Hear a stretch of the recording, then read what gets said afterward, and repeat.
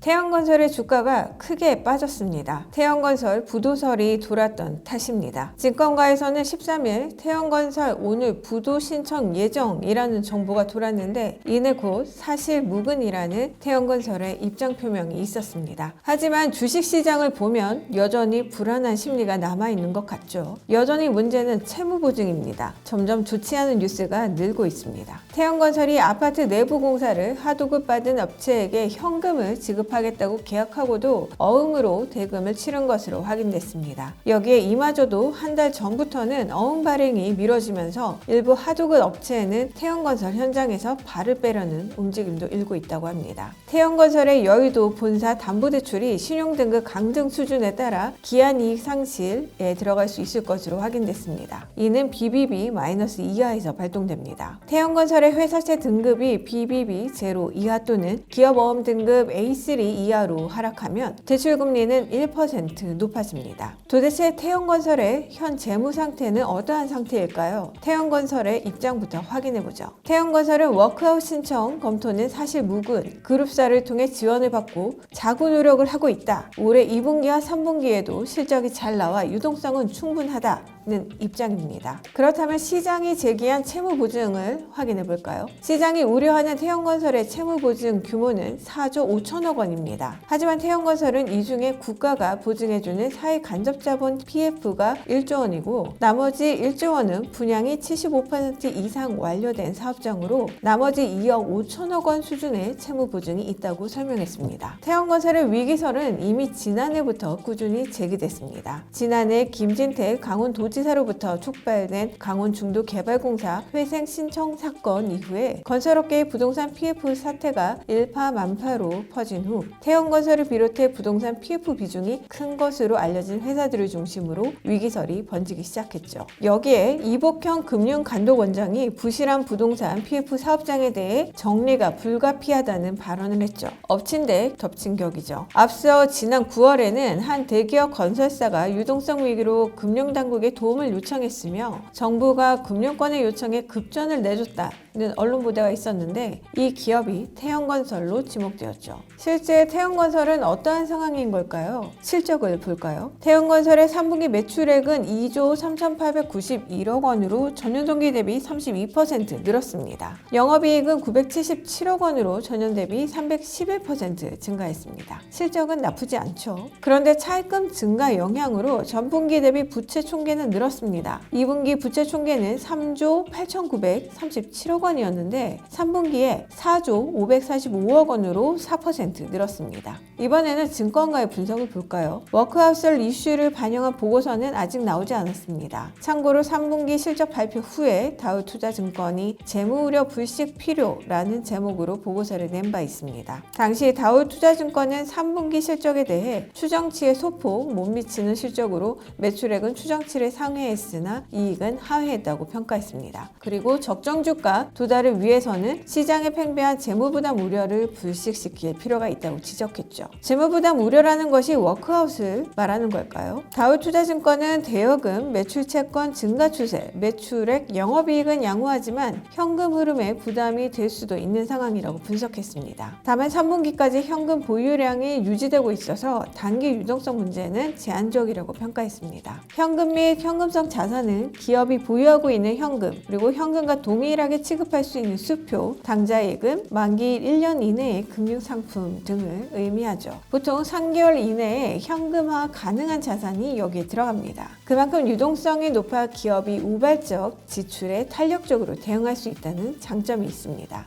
그렇다면 핵심이 되는 태형건설의 현금성 자산 규모는 얼마일까요? 22년 3분기는 1,007억 원 규모였습니다. 올해 3분기는 5,011억 원 규모입니다. 유동성 자산 규모는 지난해 3분기 1조 4,719억 원이었고 올해 3분기는 2조 6,711억 원을 기록했습니다. 태형그룹은 자금을 마련하기 위해 자산을 팔고 있습니다. 태형그룹이 이미 태형인더스트리를 매각키로 했고 에코비티 지분 돈도 담보로 잡혀 있습니다. 태형건설의 미착공 현장에 사업권 매각 등을 추진할 것으로 보이지만 현재 시장에서 소화가 가능할지는 미지수입니다. 2024년 5월까지가 유예기간인 SBS의 지분 매각도 언급되고 있습니다. 당장의 위기를 막지 못할 상황은 아니지만 부채를 줄이지 않는 이상 위기설 꼬리표는 계속 따라다닐 듯 하네요.